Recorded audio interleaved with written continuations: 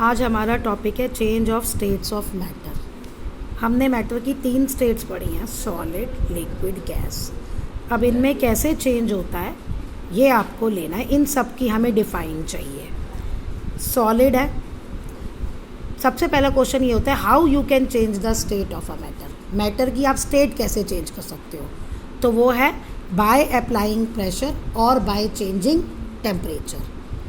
Pressure को use करके और टेम्परेचर को यूज़ करके हम स्टेट चेंज कर सकते हैं। तो अब सॉलिड को अगर आप हीट करते हो तो वो मेल्ट होता है और कौन सी स्टेट में जाता है, लिक्विड में। तो पहला क्या आ गया, melting. The process in which solid changes into liquid is called melting. और यहाँ पे एक और आप डिफाइन करोगे, melting point.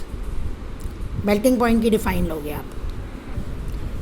The temperature at which a solid melts to become liquid at atmospheric pressure is called melting point. Okay, अब इसी liquid को जब हम ठंडा करते हैं, टेम्परेचर कम करते हैं, तो जैसे आपका वाटर है, सॉलिड फॉर्म आइस में चेंज हो जाता है। इस प्रोसेस को क्या कहते हैं, फ्रीजिंग। डिफाइन ये रही। और फिर आप फ्रीजिंग पॉइंट की भी डिफाइन लिखेंगे, यानी वो टेम्परेचर जिस पे लिक्विड जो है फ्रीज होना शुरू होता है एट एटमॉस्फेरिक प्रेशर, उसे हम कहते हैं freezing point. The temperature at which liquid freezes to become a solid at atmospheric pressure is called freezing point.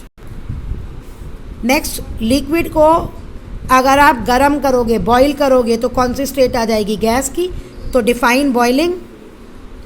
और फिर उसका उल्टा, अगर उसी गैस को आप ठंडा करोगे, यहाँ टेम्परेचर बढ़ा रहे हो, यहाँ टेम्परेचर कम कर रहे हो, तो वो हो जाएगी कंडेंसेशन। यहाँ एक बॉइलिंग पॉइंट की डिफाइन आएगी। ओके, कंडेंसेशन यानी कि गैस से लिक्विड में कन्वर्ट होने की प्रोसेस इज कंडेंसेशन। अब यहाँ देखो, अगर गैस को आप, इसमें है सब्लिमेशन और सॉलिडिफिकेशन। गैस को अगर आप कंप्रेस करोगे, प्रेशर का रोल आ जाएगा यहाँ, तो वो किस फॉर्म में चेंज हो जाएगी, सॉलिड में। और इस प्रोसेस को क्या कहते हैं, सॉलिडिफिकेशन। ये रही सॉलिडिफिकेशन। अब गैस का एक और रोल है, सॉलिड से गैस का एक और रोल है। आपने कैम्फर सुना है, कपूर। ऐसे ही हम उसे बाहर छोड़ दें, नैप्थलीन बॉल्स ऐसे ही बाहर छोड़ दें, कुछ दिनों बाद वो ख़त्म हो जाते हैं। अब जिसको ना पता हो वो ढूंढता रहेगा कि अरे ये तो सॉलिड था, मैंने रखा था, कहाँ गया। एक्चुअली वो सॉलिड से रखे रखे सीधा गैसियस फॉर्म में चेंज हो जाता है, जिसको हम कहते हैं सब्लिमेशन। इसमें सीधा सॉलिड से गैस फॉर्म में चला जाता है, सॉलिड से लिक्विड की फॉर्म नहीं आती। तो ये आपको डिफाइन सारी करनी है। Temperature at which liquid start boiling eight atmospheric pressure is called boiling point. बाकी सारी डिफाइंस जो मैंने बोली हैं उसकी मैंने आपको पिक दिखा दी। आप एक ये क्वेश्चन करोगे, how does the change of state takes place. ये देखिए, अभी ये डायग्राम मैंने आपको समझाया है, बुक में ये ड्राई आइस वाला भी इम्पॉर्टेंट है। अब यहाँ से देख लेते हैं वेरियस स्टेट का due to difference distance between the constituent particles. अब आपने पहले पढ़ा है सॉलिड है, लिक्विड है, गैस है। वो अलग अलग स्टेट क्यों आती हैं, वो डिपेंड करता है कि वो जिन पार्टिकल से बने हैं उनके बीच में डिस्टेंस कितना है।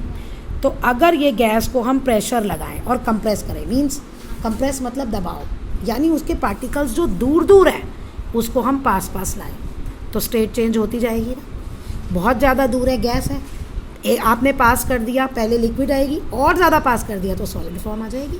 तो तभी मैंने वहाँ सॉलिडिफिकेशन में कहा था कि यहाँ प्रेशर का यूज़ होता है। Applying pressure and reducing temperature can liquefy gas. ये तो हाउ यू लिक्विफाई गैस उसका आंसर है। How you can change the state of a matter, we can change the state of a matter either by changing pressure और by changing temperature, क्योंकि किसी में बढ़ाना पड़ेगा, किसी में घटाना पड़ेगा। तो मैं सीधा यही एक स्टेटमेंट दे रही हूँ। अब कहते हैं कि आपने सॉलिड कार्बन डाइऑक्साइड के बारे में सुना है, क्या है वो, एक stored under high pressure. High pressure में वो स्टोर होती है और वो कन्वर्ट हो जाती है सीधा गैसियस स्टेट में। Solid CO2 get converted directly into gaseous state. कैसे, जब आप प्रेशर को 1 एटमॉस्फेयर तक कम कर दो, अब वो लिक्विड स्टेट में नहीं आती। इसी के कारण सॉलिड कार्बन डाइऑक्साइड को हम ड्राई आइस भी कहते हैं। अब ये आपकी solid carbon dioxide dry ice है, ये आपको पेपर में आता है। एक लाइन देखो, solid dry ice directly converted into gaseous state. कभी आपने कोई फंक्शन अटेंड किया है, कोई ओकेजन, बर्थडे पार्टी या कोई मैरिज, वहाँ पे जो वाइट गैस स्मोक देते हैं वो ये होती है, कार्बन डाइऑक्साइड होती है। मेल्टिंग को फ्यूजन प्रोसेस भी कहते हैं। ये तो वो क्वेश्चन है जो आपने 5th 6th सब जगह क्लासेस में पढ़े होंगे। अब हम आते हैं 9th पे। 9th पे जब हम बात करते हैं तो देखिए अब इसमें क्या होता है जब स्टेट चेंज होती है। सपोज आपने आइस ली, ठीक है, 1 kg आपने आइस ली। अब आइस का टेम्परेचर अगर आपने फ्रिज में रखी है तो मे बी मान लो पहले -5 डिग्री सेल्सियस हो। अब आपने उसको हीट करना शुरू किया, -4 पे आएगी, -3 पे आएगी, -1 पे आएगा, फिर आ जाएगा 0 डिग्री। अब आप एक चीज़ नोट करना कि जब 0 डिग्री पे टेम्परेचर आ जाएगा और आप उसी आइस को आप हीट करते जा रहे हो, तो ये टेम्परेचर तब तक 0 डिग्री रहेगा जब तक कि पूरी आइस वाटर में कन्वर्ट नहीं हो जाती। अब यहाँ टेम्परेचर नहीं बढ़ेगा। ओके, अब क्वेश्चन ये है कि टेम्परेचर क्यों नहीं बढ़ा। ओके, अब ऐसे ही तुम्हें मैं 2 साथ केस समझा रही हूँ। ये हम जा रहे हैं सॉलिड से लिक्विड के केस में, राइट। तो जो इस समय जब 0 डिग्री सेल्सियस पे जितना आपने हीट दी, स्टेट चेंज मतलब टेम्परेचर कांस्टेंट रहा, उस पीरियड में आपने जितनी हीट दी उसे कहते हैं latent heat of fusion. Fusion मतलब सॉलिड से लिक्विड में जाना। तो the amount of heat energy that is required to change 1 kg solid into liquid is called latent heat of fusion. इसमें टेम्परेचर आपका नहीं बढ़ेगा। चलिए अब दूसरा केस हम लेते हैं। अब यहाँ पे आपका मान लो ये सारा 0 डिग्री था, वो पूरा वाटर में कन्वर्ट हो गया। अब आप इसे हीट करते रहे तो अब temperature 1 degree, 2 degree, 3 degree, 70 degree, 80 degree, ऐसे करते करते 100 डिग्री सेल्सियस पे पहुँच जाएगा। अब जब तक पूरा वाटर वेपर में कन्वर्ट नहीं होगा तब तक टेम्परेचर नहीं बढ़ेगा, तब तक टेम्परेचर नहीं बढ़ा। अब स्टेट क्या चेंज हो रही है, लिक्विड से गैस, तो ये आ जाएगा latent heat of vaporization. The amount of heat that is required to change 1 kg of liquid into gas at atmospheric pressure at its boiling point is called latent heat of vaporization। अब question आपको paper में ऐसे आ सकता है कि जब ये state change हुई तो टेम्परेचर नहीं बढ़ा, या आप सॉलिड से लिक्विड में गए तो ये टेम्परेचर नहीं बढ़ा, या आप लिक्विड से गैस में गए तो ये टेम्परेचर नहीं बढ़ा। क्यों? ये क्वेश्चन 3 तरीके से पूछा जा सकता है। आंसर देखा जाए तो एक ही है। देखिए अब क्वेश्चन ये आता है कि पहले टेम्परेचर क्यों बढ़ता है और फिर जब एक वो बॉइलिंग पॉइंट या मेल्टिंग पॉइंट पे पहुंच जाता है तो वो टेम्परेचर कांस्टेंट क्यों हो जाता है। टेम्परेचर पहले इसलिए बढ़ता है क्योंकि जो शुरू में जब आप दे रहे हो, जब आपने वाटर को लिया, मान लो वो 10 डिग्री सेल्सियस पे है या 20 पे है, तो 30, 40, 50 जाएगा, 100 तक जाएगा ना वो। तो ये टेम्परेचर उस समय इसलिए इंक्रीज़ हो रहा होता है क्योंकि जब आप टेम्परेचर बढ़ाते हो तो काइनेटिक एनर्जी भी पार्टिकल की बढ़ जाती है। ठीक है, सॉलिड हो सॉलिड लिख लेना, लिक्विड हो लिक्विड, जिसकी भी बात हो रही हो वहाँ वो लिख देना। तो और increasing the temperature of dash the kinetic energy of the particle increases. तो due to the increase in the kinetic energy वो आपको टेम्परेचर, एक्चुअली ये आप ये नहीं लिखोगे ऑन सप्लाइंग द हीट, आप क्या लिखोगे on supplying the heat kinetic energy increases और due to the increase in this kinetic energy temperature also increases. तो जब तक पार्टिकल काइनेटिक एनर्जी गेन कर रहे हैं उन टेम्परेचर होगा। अब एक स्टेज ऐसी आएगी कि वो इतने काइनेटिक एनर्जी गेन कर लेंगे कि अब वो अपनी पोजीशन से हटने लगेंगे, जो उनके बीच में फोर्स है वो ब्रेक होने लगेगा और फिर वो अपनी पोजीशन से हटने लगेंगे और यही स्टेज है स्टेट चेंज होने की। अब क्वेश्चन ये है कि तब टेम्परेचर कांस्टेंट हो जाता है। क्यों? क्योंकि तब जो हम ये हीट दे रहे हैं वो हीट काइनेटिक एनर्जी ना बढ़ा के स्टेट चेंज करने में यूज़ हो रही है। तो ये आपका रीज़न है। अब ये रहा आपका question, why does the temperature remain constant during melting and boiling point या स्टेट चेंज। मैंने कहा था ना ये 3 तरीके से पूछा जा सकता है। आंसर ये रहा, this is because the heat supplied to the substance is use up in overcoming the intermolecular forces, therefore it does not show up rise in temperature.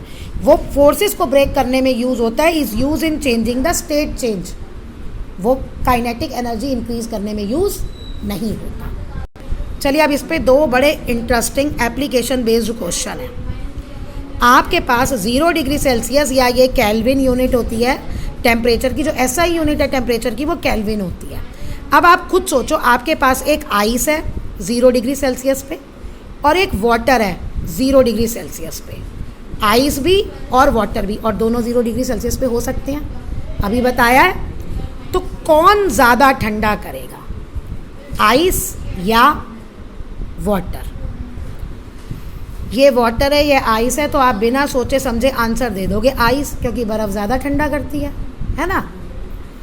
लेकिन आंसर साइंटिफिक रीज़न के साथ चाहिए। देखो, ice ज़्यादा ठंडा करेगी, answer सही है। अब रीज़न क्यों है? अगर इसी आइस को मैं वाटर में कन्वर्ट करूं तो एक ये लेटेंट हीट ऑफ वेपराइजेशन लेगी, यानी ये कुछ और एक्स्ट्रा हीट एब्जॉर्ब कर सकती है और टेम्परेचर नहीं बढ़ेगा, समझे? तो ये एक तो लेटेंट हीट ऑफ वेपराइजेशन लेगा, वो हीट एक्स्ट्रा चली गई, उसके बाद ये इस वाले स्टेज पे आ जाएगा तो ये हीट का, तो ये ज़्यादा ठंडा करेगा ना, क्योंकि ये एक्स्ट्रा हीट नहीं ले सकता। इसका हीट लेने पे टेम्परेचर बढ़ता चला जाएगा, लेकिन इसमें अभी लेटेंट हीट ऑफ सॉलिड से हम गैस में जा रहे हैं, तो लेटेंट हीट ऑफ फ्यूजन होगा। ये लेटेंट हीट ऑफ फ्यूजन अभी लेगा। अगर मैंने वेपराइजेशन बोला हो तो वो गलत है। हो गया क्लियर? अब सेम ऐसा क्वेश्चन, 100 डिग्री सेल्सियस पे आपका वाटर है और 100 डिग्री सेल्सियस पे आपकी स्टीम है, कौन आपको ज़्यादा जलाएगा? हाँ, आंसर आएगा स्टीम, क्योंकि स्टीम आपने सोच लिया भाप है, आप दिमाग में इमेजिन करते हो कि वही ज़्यादा जलाएगा, है ना। लेकिन इसका साइंटिफिक रीज़न क्या है? वाटर 100 डिग्री सेल्सियस पे इसके पास अभी ये लेटेंट हीट ऑफ वेपराइजेशन लेगा।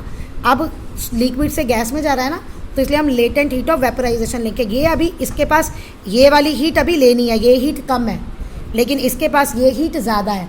यानी लिखना मत पेपर में, समझा रही हूँ कि ये ज़्यादा गर्म है, डोंट से लाइक दिस, लेकिन आपको समझाने का मतलब है कि लेटेंट हीट ऑफ वेपराइजेशन इसके पास एक्स्ट्रा है, तो ये आपको ज़्यादा जलाएगा।